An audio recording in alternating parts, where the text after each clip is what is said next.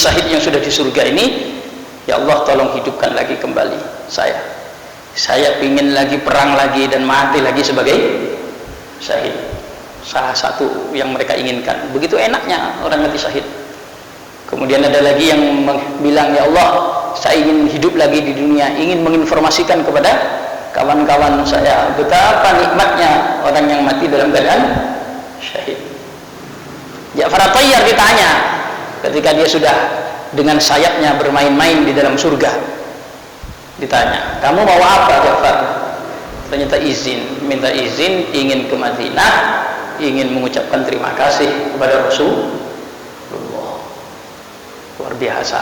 Makanya di forum Rasulullah kemudian menjawab salam, Waalaikumsalam ya Ja'far, katanya, salam sejahtera bagimu wahai Ja'far. Hanya sahabat nanya, siapa Rasulullah? Ja'far. Diceritakan sama Rasulullah kronologinya, matinya, terbunuh, kemudian dia dibawa, kemudian dia terbang ke surga. Di sana kemudian minta izin untuk kembali lagi ke Madinah, mau mengucapkan terima kasih kepada Rasulullah. Makanya Al-Quran pun nanti terkait dengan orang mati syahid ini menyebutkan, wala taqulu liman yuqtalu fi sabilillahi amwat bal ahya. Jangan pernah kalian mengatakan orang-orang yang mati terbunuh di jalan Allah itu mereka mati, bukan. Orang yang terbunuh di jalan Allah itu mereka bukan orang mati, bukan. Bal ahya, mereka ini adalah orang-orang yang hidup. Ada lagi Allah menggunakan bahasa wala tahsabanna. Kalau mengatakan mereka itu mati saja nggak boleh, itu pantas ya. Ini mengira saja nggak boleh. Janganlah kalian mengatakan orang-orang yang terbunuh di jalan Allah itu mereka orang-orang mati, nggak boleh. Mengira saja nggak boleh. Wala tahsabanna alladziina qutilu fi sabilillahi amwata bal ahya'un 'inda rabbihim yurzaqun farihin bima ataahumullahu min fadlih.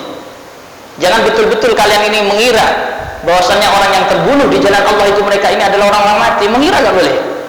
Justru yang kalian harus mengira kalau mereka ini adalah orang-orang yang lagi hidup.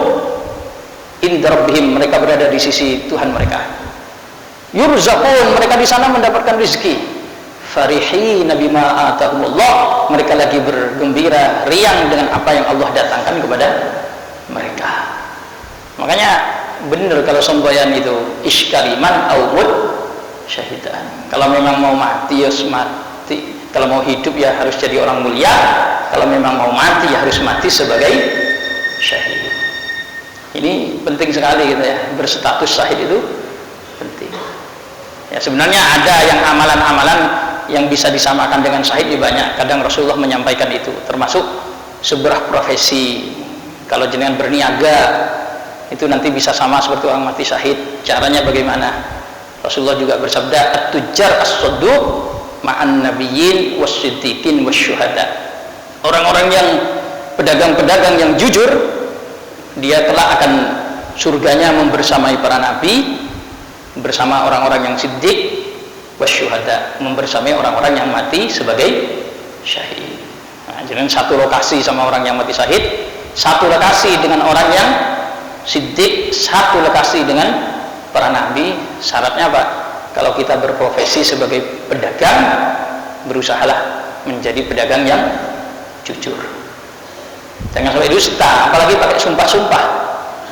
Kalau pakai sumpah-sumpah, bahasanya Rasulullah itu namanya sumpah palsu namanya. Al-yamin al-fajirah, manfaqatun lisil'ah, mamhaqatun lil barakah. Sumpah palsu itu membuat laku dagangan, akan tetapi menghilangkan keberkahan. Sumpah, wallahi ini demi Allah, billah, demi Allah ini barang bagus. Iya, dagangannya laku kata Rasulullah, tapi apa? Barokahnya hilang. Nah, ini luar biasa dulu para sahabat ya. Wa ma Muhammadun. Nah, nanti ceritanya Nabi Muhammad pun sampai viral kalau di perang Uhud itu wafat, meninggal dunia. Wa ma Muhammadun illa rasul. Muhammad itu bukan siapa-siapa, tiada lain, dia hanya seorang rasul. Qad khalat min qablihi rusul, telah berlalu sebelum Nabi Muhammad ar-rasul, para rasul. Para rasul jumlahnya banyak betul, kurang lebih 124.000. Para nabi ya, kalau para rasul cuma 313 sama. Tapi kalau nabi jumlahnya sampai 124.000, tapi kurang lebih, nggak boleh memastikan. Karena menurut Imam Al-Bajuri tidak boleh menyebut nama jumlah para rasul itu secara detail. Kenapa? Dikhawatirkan ada yang bukan nabi dimasukkan sebagai nabi, ada yang yang nabi tidak dimasukkan. Itu dikhawatirkannya di situ. Tapi yang masyhur dari kalangan para ulama, jumlah nabi itu 124.000. Jumlah rasul 313. Jadi bahasanya yang enak gimana? Kurang lebih nabi itu sebanyak 124.000. Banyak. Rasul 313. Dulu rasul-rasul banyak sudah kata Allah. Muhammad rasul, bukan siapa-siapa, dia hanya rasul. Dulu para rasulnya juga ada. Tapi apabila Nabi Muhammad ini meninggal, atau Nabi Muhammad itu terbunuh, inqalabatum ala aqabikum, kalian akan kembali mundur ke belakang, artinya mau menjadi murtad lagi. Sudah maju sebagai orang yang mukmin kemudian mau mundur menjadi kafir, mau murtad kata Allah. Wa may yanqalib ala aqibaih, adapun orang yang mundur lagi ke belakang menjadi murtad, menjadi kafir lagi, fala yadurrullah, maka dia tidak akan ngefek apa-apa, membahayakan Allah, enggak ada pengaruhnya. Karena Allah raja diraja. Beda kalau kita ini kan jadi presiden, itu kan jadi wali kota atau jadi gubernur, itu kan dipengaruhi pendukung. Kalau pendukungnya mundur, habis dah, nggak jadi presiden lagi, nggak jadi wali kota lagi, nggak jadi gubernur lagi. Kalau Allah enggak, Tuhan subhana man la tanfa'uhu ta'ah wa la tadurruhul ma'siyah, maha suci Allah yang tidak ngefek, tidak mempengaruhi apa-apapun ketaatan kita dan kemaksiatan kita.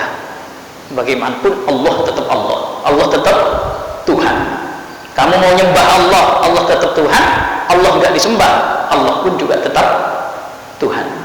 Kalau kita ada pemerintah, presiden tidak dipatuhi rakyatnya sama sekali, ya namanya bukan presiden. Kalau lagi dipatuhi baru presiden. Kalau nggak dipatuhi sama sekali, semuanya membelot, ya nggak jadi presiden. Tapi Allah enggak. Semua hambanya mau membelot, Allah tetap Allah. Nah, kalau Muhammad sekarang meninggal atau terbunuh, apa kalian mau kembali menjadi seorang yang murtad?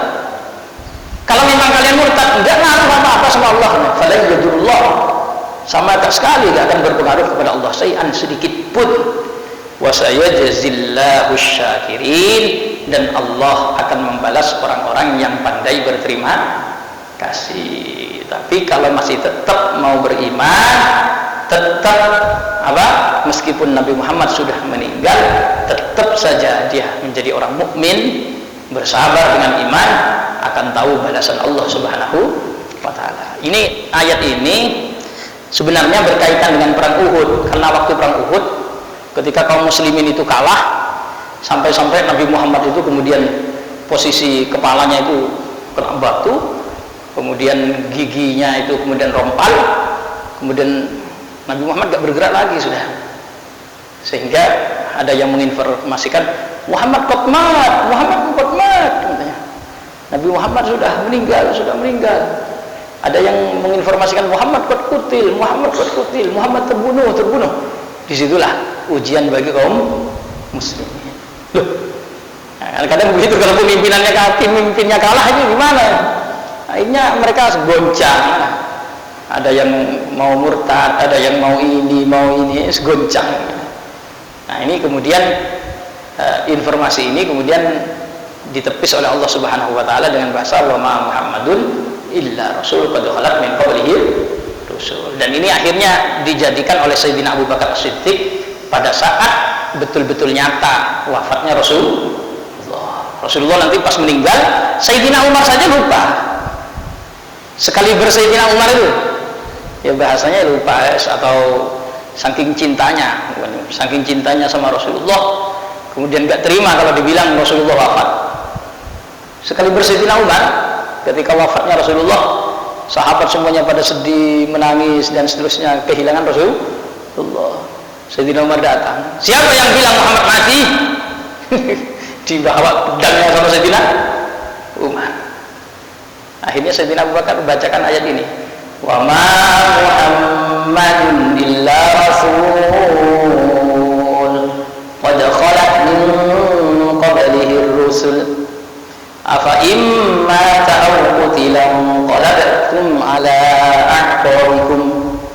Sadar Sayyidina Umar kemudian bilang, iya kok seakan-akan saya sampai lupa sama ayat ini. Subhanallah. Ya, ini Nabi Muhammad ya bisa mati, bisa meninggal, bisa wafat.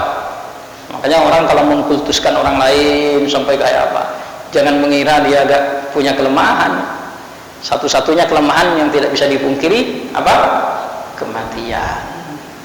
Sehebat apapun dia, kayak di satu daerah ada yang dijadikan sebagai Tuhan, tunggu aja, nggak lama nanti mati itu. Meskipun dia selama hidupnya nggak sakit, nggak apa, biarin aja, tunggu aja, nggak lama lagi nanti mati. Dia mengklaim sebagai Tuhan, Tuhan kok mati, ya itu kan aneh. Tuhan mati, itu kelemahan paling inti. Ada Tuhan kok mati. Tuhan itu harusnya selalu hidup. Makanya salah satu sifatnya Allah Al-Hayyu, itu nggak bisa dipungkiri. Kalau saya ngaji sama Syekhina, beliau membahas akidah Khomsin, itu hanya diambil 9: wujud, qidam, baqa, mukhalafatuhu lil hawadithi, qiyamuhu binafsi, wahdaniyat, kudrat, iradat, ilmu. Hayatnya nggak dibaca. Katanya Mamun, kenapa kalau hayat nggak dibaca? Bukan hidup. Mukhalafatul lil hawadis, menyelisihi makhluk. Kira-kira sudah menunjukkan hidup apa enggak? Qiyamuhu binafsi, tidak butuh pada yang lain, berdiri dengan dirinya sendiri, itu kira-kira sudah menunjukkan hidup apa enggak? Wahdaniyat, tunggal esa. Kudrat, memiliki kemampuan luar biasa. Iradat, memiliki kemauan. Ilmu, memiliki pengetahuan. Wah, kira-kira ini hidup apa mati? Hidup. Mau masa punya kemampuan, punya kemauan, punya ilmu yang luar biasa, kok mati? Beliau kalau bilang hayat, usah hayat, gak usah hayat. Kenapa? Karena yang ini sudah jelas-jelas apa? Hidup. Ya, meskipun Allah tetap menyebut dalam Asmaul Husna Al-Hayyu, zat yang maha hidup. Ya, inilah Tuhan itu di situ ciri khasnya.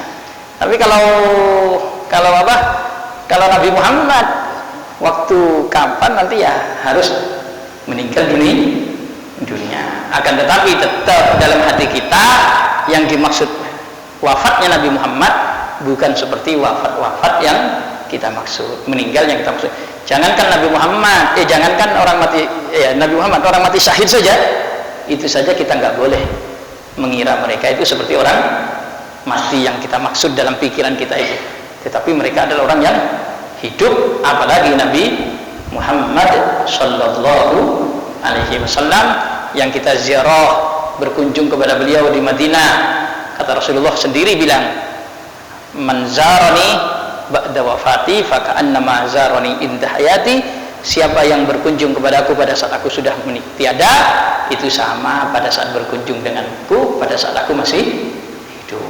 Kalau dia mengucapkan salam kepadaku, tak jawab salamnya. Sahabat akhirnya nanya, Rasulullah, masa iya bisa? Bukankah kau sudah bercampur dengan tanah, sudah dimakan tanah bahasanya?